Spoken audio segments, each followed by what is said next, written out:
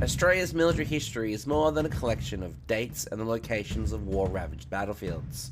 It is the stories of service and sacrifice of those who answered the call of their country of birth or adoption and the enduring legacy they created. Join me as we look into one of those stories. Welcome to I Was Only Doing My Job, a Doc Network podcast. Before we get started in the episode, there's a little housekeeping to take care of. Firstly, I want to thank each and every one of you for the 2,000 downloads of the podcast. That is greatly appreciated and something I never expected would happen. And since the last episode, the podcast now has a Discord server. Now, I'm still setting it up, and there isn't a great deal there at the moment, but there is an invite link in the show description, and this will join the Facebook page, Twitter, and Instagram, where you'll find not only episodes and photos and show notes about each of the episodes, but also my travels around Australia, finding the myriad of memorials that dot the countryside. Links to all of these will be in the description. So without any further ado, let's get started.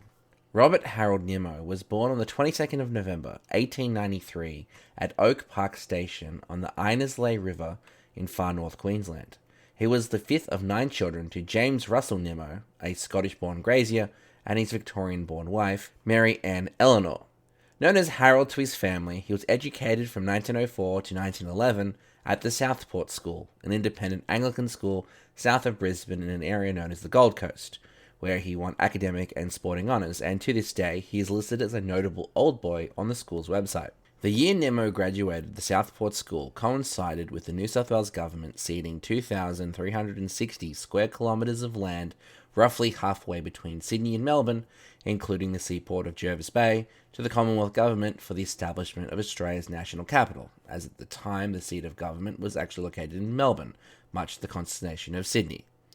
One of the first Commonwealth facilities established in this new territory was the Royal Military College Duntroon, opened on the Campbell family homestead and named in honour of Duntroon Castle, which was, for a period of time in the 17th century, the ancestral home of Clan Campbell in Scotland. The first commandant was Brigadier General William Bridges, whose own life and achievements will be the focus of a future episode, and the facility was modelled after the Royal Military College of Canada and military colleges in both the United States and Britain. Unlike the Royal Australian Naval College, which I have mentioned previously, that took 13-year-olds, the Royal Military College was for boys who had already completed a formalised education and offered a 4-year training program for staff cadets, which focused on 2 years of civil subjects and 2 years of military, as per its charter, to produce officers capable of commanding platoon-sized elements in the hardened and networked army concept, and to prepare specialist candidates for commissioning. This new institution must have caught the interest of Nimmo, as on the 7th of March 1912, at the age of 18 years and 3 months, he joined the second intake of officer trainees for the Australian Permanent Military Force, and joined RMC Duntroon as a staff cadet with a service number of 54. While at Duntroon, Nimmo would gain the nickname Putt, though I'm unable to figure out why. While at Duntroon, he would excel both academically and in various sports, joining the first 15 in first grade rugby, and also played competitive cricket for the college. He would progress through the ranks from Lance Corporal on the 1st of February 1913, then on to Corporal the following year. The assassination of Austrian Archduke Franz Ferdinand in Sarajevo would bring a sudden and immediate end to Cadet Nimmo's education, as it was decided that the first 4 intakes of cadets would graduate early to release these new officers to the newly raised Australian Imperial Force or the New Zealand Army. Nimmo would be granted a special graduation 14 months early to join active service on the 2nd of November 1914. It is interesting to note that his transcript has the phrase, "not completed owing to outbreak of war," though that wouldn't stop him from retrospectively being awarded the Sword of Honour as top student. The following day, Nimmo would join the Australian Imperial Force and would be appointed a lieutenant as part of A Troop, 5th Australian Light Horse Regiment, a unit raised of men from Queensland. After a period of training with the regiment, he would depart Sydney aboard the transport HMAT A34 Persec, a White Star ocean liner, along with the focus of episode 9 of this season, William Billy Singh, on the 21st of December 1914. The unit would finally arrive in Alexandria on the 1st of February.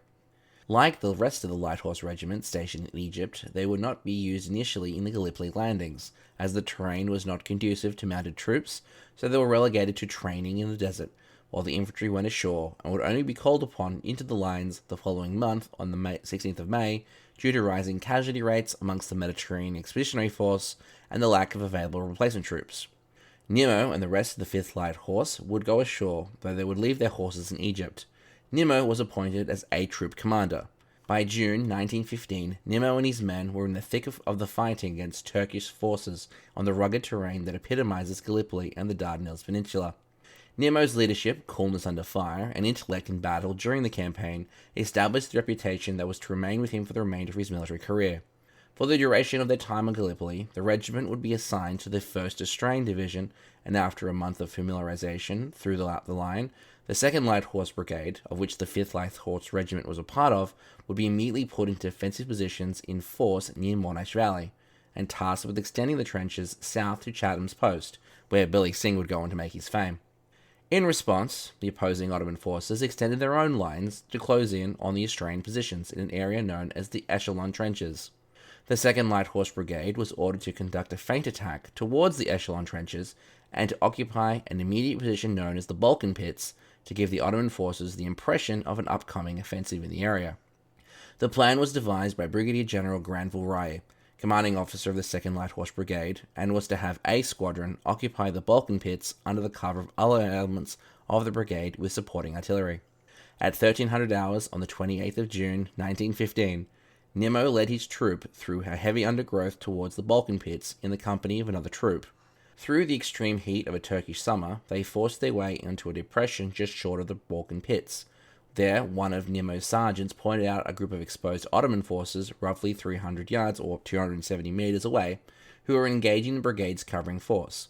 Fortunately for Nimmo's men, the Ottoman forces appeared unaware of their presence. Capitalizing on this, Nimmo organized a dozen men, explained the situation, and ordered them to engage the exposed Ottoman troops with 5 rounds of rapid rifle fire. This thoroughly confused the Ottoman forces, who immediately took cover, but Nimmo's barrage was soon answered. He managed to occupy the Balkan Pits, but the Ottoman forces, realizing the danger, quickly occupied the nearby Echelon Trenches. Nimmo's troops were suddenly pinned down by Ottoman artillery and heavy rifle fire from 2 sides, which was compounded by some unfortunate friendly fire from a British destroyer, causing rising casualties. Despite the counterattack, the troopers remained in position, with Nimmo's leadership at this crucial juncture catching the attention of Charles Bean, official correspondent and historian, who noted his exploits in the Australian official history of the war. When the force was ordered to withdraw, they refused to leave any wounded behind, which slowed their retreat back to Australian lines, though they did finally make it at dusk. Overall, the operation resulted in 24 light horsemen killed, 79 wounded, and 1 taken prisoner. On the 16th of July, Nimmo was appointed as regimental adjutant and promoted to temporary captain 12 days later, though he wouldn't hold this post for long, as he was evacuated with enteric fever in late August aboard the hospital ship HMHS Gloucester Castle, and because he was no longer performing his adjutant duties, he reverted to his substantive rank of lieutenant on the 30th of August. He was admitted to the 19th General Hospital in Alexandria in Egypt on the 6th of September, before being evacuated to the United Kingdom on the 23rd of September, where he was admitted to the 3rd London General Hospital on the 5th of October. Due to his absence from his unit, he was placed on the regiment's supernumerary list on the 13th of December. The following week, the decision had been made to evacuate the Mediterranean Expeditionary Force from the Gallipoli Peninsula, and on the 20th, the 5th Light Horse Regiment was withdrawn back to Alexandria. While this was occurring, Nimmo continued to convalesce in hospital, and it wouldn't be until February that he was fit enough to be discharged and presented himself to the Australian Personnel Depot in Weymouth, England the following month. On the 4th, he was once again at sea aboard the converted liner SS Arcadian back to Alexandria. Disembarking on the 16th of May, he joined the ANZAC Mounted Division at Tel El Kebir 4 days later. Initially, he was attached to the ANZAC Mounted Division's headquarters unit before returning to his old unit on the 26th of June, which had been, much like the rest of the ANZAC Mounted Division, been involved in the defense of the Suez Canal and long-range patrolling of the Sinai Desert. Much like the expansion and reorganization that the Australian Imperial Force experienced following the Gallipoli withdrawal, where the existing 2 Australian infantry divisions were doubled, with each battalion gaining a sister battalion comprised partly of Gallipoli veterans and fresh recruits from Australia, with the intent being that the veterans would train up the replacements, imparting the lessons gained from the campaign. As the infantry were allocated to the 1st and 2nd ANZAC Corps, the mounted infantry units of both Australia and New Zealand were allocated to the Australian and New Zealand Mounted Division, known as the ANZAC Mounted Division, and assigned to the 1st ANZAC Corps. When No. 1 ANZAC was transferred to France, the unit was placed under the command of the Eastern Force, which was the mobile arm of the British Empire's Egyptian Expeditionary Force and served at the fort as their first mounted unit. Nimmo remained with his old unit for 1 day before he was assigned to be second command of an ad hoc unit, the 2nd Double Squadron. The 3 double squadrons were raised as dismounted units formed from light horse reinforcements used in the defence of the Suez Canal. To complete this task, Nimmo would once again hold the temporary rank of captain as of the 1st of July. More than likely, this assignment was to give him more substantive command experience as he returned to the 5th Light Horse on the 22nd, and his temporary rank was made substantive. The 2nd Double Squadron would exist until November 1916, where it was disbanded and its members joined the 4th Camel Regiment, and considering the reputation of the Camel Corps being hard-fighting, hard-drinking sons of guns, that month would have definitely been an experience for Nimmo. While with the Double Squadron, he would also be designated as a staff trainee within the operations branch of the ANZAC Mounted Division.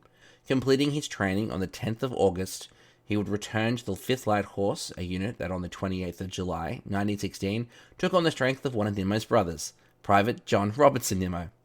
Captain Nimmo would miss the Battle of Romani on the 3rd and 5th of August, 1916, which was an Allied victory that saw the last offensive by the Central Powers against the Suez Canal, which the 5th Light Horse participated in, and will be the focus of an upcoming episode. By the time Nimmo had rejoined the unit, it was based at the oasis near Duada, where very little is recorded in the regiment's unit diary, with most stating that no operations took place save for patrols up to 12-mile radius from Duada, and that the men were training.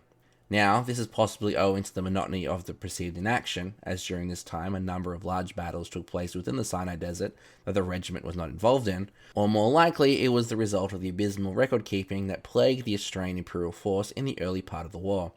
However, the unit history tells a very different story. It tells the story of a regiment, separated from their brigade and forced to fend for themselves in an area that had been attacked by Ottoman forces before and might be done again.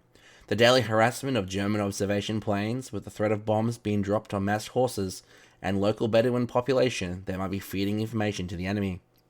Owing to the frustration that they couldn't rely on British planes for reconnaissance, meant that extensive patrolling on horseback deep into the desert was required to keep track of enemy Ottoman positions amongst the myriad oases. On the 16th of September, orders were received for the 5th Light Horse to rejoin the brigade to participate in the ANZAC Mounted Division's raid on Bir el Mazar on the road to El Arish along the Mediterranean coast. El Arish is the largest settlement of the Sinai Peninsula, serving as the capital for the region, and back in 1916 it was also a fortified settlement connecting Egypt and Palestine. The 5th Light Horse formed an advance guard for the attack, with the brigade tasked with attacking the settlement from the east. Despite questionable intelligence from native guides, they managed to reach the village, though they were unable to capture the heavily entrenched 2,000-strong garrison. The force successfully withdrew and returned once again to Duradar, though according to the unit history, this was for a period of rest as they participated in recreation and musketry competitions with the occasional patrol. In October, Nimmo, with a number of other officers from the regiment, would travel to the Cavalry School for Officers at Zaytun in Cairo for 2 weeks, and upon completion on the 16th, he would be appointed to the position of regimental adjutant under Major William Chatham, the same officer from whom Chatham's post on Gallipoli was named after, and in doing so replaced Lieutenant Cyril Ernest Scott. The end of 1916 would see him transferred to the 3rd Light Horse Brigade for 2 weeks as a liaison to the newly raised Desert Mounted Column for the El Arish and Magdaba operations, which took place on the 23rd of December. I plan on going into more intense detail on the Battle of Magdaba in a future episode, but here is the condensed version. Following the earlier unsuccessful Ottoman attack on the Suez Canal, the ANZAC Mounted Division under Major General Harry Chauvel successfully started pushing both Ottoman and German forces back east across the coastline towards Palestine. Following the successful attack on Romani in August, British troops of the Egyptian Expeditionary Force consolidated their gains, carried out patrols throughout the Sinai Desert to protect the construction of a railway and water pipeline to sustain future operations in the area. While the 5th Light Horse maintained a garrison duty in Duradar, by December, logistics and supplies were sufficient enough for the British advance to continue towards Palestine. Magdaba was a remote village south of El Arish where Ottoman forces occupied strong defensive positions. On the 23rd of December, 1916, Australian, British and New Zealand troops of the ANZAC Mounted Division attacked the Ottoman garrison, making their main assault dismounted with the support of artillery and machine guns. Although the Ottoman positions gave the defenders a clear advantage, Chauvel's troops enveloped the village and cut off the garrison's ability to withdraw. Troops from the 1st and 3rd Light Horse Brigades, the New Zealand Mounted Rifle Brigade, and the Imperial Camel Brigade captured the Ottoman defences through a series of charges with rifle and bayonet. In capturing Magdeburg, the ANZAC Mounted Division suffered 146 casualties. 22 were killed and 124 were wounded, while the Ottomans lost 300 killed and over 1,200 prisoners of war. Combined with the success at Rafah on the 9th of January 1917, the capture of Magdeburg marked the final defeat of the Ottomans in the Sinai and opened the way for the British advance into Palestine. Nimmo would return to his adjutant post within the 5th on the 27th of December and stay with the regiment until the 24th of February 1917, as the unit moved to Sheikh Zayed near Gaza before once again he was transferred out of the regiment. This has me wondering just what the men of the 5th Light Horse were thinking with his constant coming and going. This time he'd be transferred to the 2nd Light Horse Brigade headquarters as a trainee staff captain and would operate in this capacity until the 15th of April, when he was then transferred once more to the 160th Infantry Welsh Brigade as part of the 53rd Division. In June, he'd be attached to the Australian headquarters for administrative purposes while posted for duty with the 160th and would carry out this duty until the 14th of April 1917. He was then once again transferred back to the old faithful 5th Light Horse for a period. He'd be in command of the regiment's B Squadron and would lead it in harassment raids against Bedouin and Turkish positions, to quote the history, to put the fear of God in them, including an operation at the end of July would encircle the settlement of El Bakar in the area to the west of Beersheba and trap the garrison inside. After capturing the town, even if the garrison escaped, it was then defended by the 5th on the 10th of August 1917 from the same garrison force. Nimmo would be detached from duty to attend the gas school at Tel El Kebir at the end of August and would return to the regiment on the 10th of September, where he would continue to serve as the regiment pushed further and further eastwards through the desert. During this advance, he was promoted to Major on the 25th of August. The 5th participated in the historic Battle of Beersheba on the 31st of October 1917, though it did not participate in the famous mounted infantry attack on the town. That honour was given to the 4th Light Horse Brigade. And note, I said mounted infantry attack. The famous charge was not a cavalry charge. It was a mounted charge by infantry on horseback. And to silence further comment, it also wasn't the last mounted charge undertaken by the Light Horse, or even the last cavalry charge undertaken.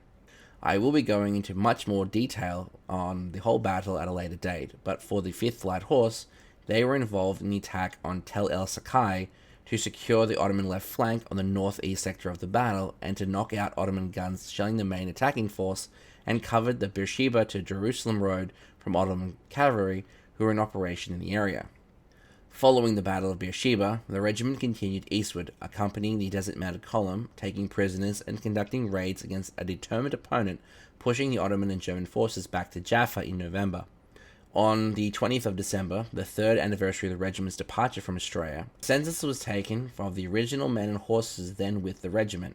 The result was as follows, and it curiously shows the exact same proportion of casualties of men and horses. Original strength, excluding machine gun section, 523, of which 140 remained with the regiment. Original strength of horses, excluding the machine gun section, 572, of which 165 are still with the regiment. The winter of 1917-18 was extremely wet and made offensive operations impossible, so the regiment, along with Nimmo, rested, though training continued and the unit was inoculated against cholera. March saw a return to offensive operations with raids towards Jerusalem, and on the 20th, the regiment was involved in the attack on Jericho. The Jordan was crossed on the 24th, and Amman was attacked on the 27th, but was unsuccessful.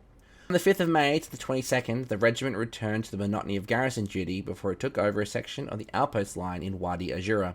On the 5th of June, orders were received that the brigade would move that night to Solomon's Pools in the Judean hills near Bethlehem, which was well received. The pools were reservoirs of the ancient waterworks of Jerusalem, supposedly constructed by King Solomon, and they stayed there until the 21st of June. And the rest there was in a beautiful climate was spent in training for bayonet fighting, signalling, and the use of the Hotchkiss rifle, with small leave parties to Jerusalem and Bethlehem. It was there that the Light Horse encountered something that I have seen reported in nearly every conflict in the Middle East, even as recently as the war in Afghanistan. Troopers would watch and bet on fights between scorpions and camel spiders. I recommend looking up what these look like. On the 22nd of June, a return was made to the Jordan Valley, and on the 23rd, the regiment took over the defence of a new series of detached posts at Wadi Malhayan. A vigorous campaign was carried out against the mosquitoes, swamps were drained, and water confined to running channels. Though it was tedious work, one thing was appreciated, and there was plenty of good water, with soldiers being able to swim in the Dead Sea. Malaria was a bane of all personnel in both the First World War and the Second World War, with the parasite infecting at least 1.5 million soldiers in the Great War alone. Though, fortunately, it only had a lethality rate between 0.2 and 5%. Though it was in epidemic levels in Italy, Palestine, Macedonia, and Mesopotamia, with an outbreak in England caused by repatriated troops. On the 15th, Nimmo would be assigned to the 2nd Brigade headquarters as acting Brigade Major, and would act in that capacity until the end of the month, when he would again return to the 5th before being assigned to the School of Instruction and assigned as a Brigade Major for the 1st Light Horse Brigade at the end of September, and in doing so, he would miss the great advance and the final destruction of the Ottoman army east of the Jordan River. The 1st Brigade was responsible for mopping up and clearing Ottoman forces from the areas around Amman, El Salt, and Mafraq.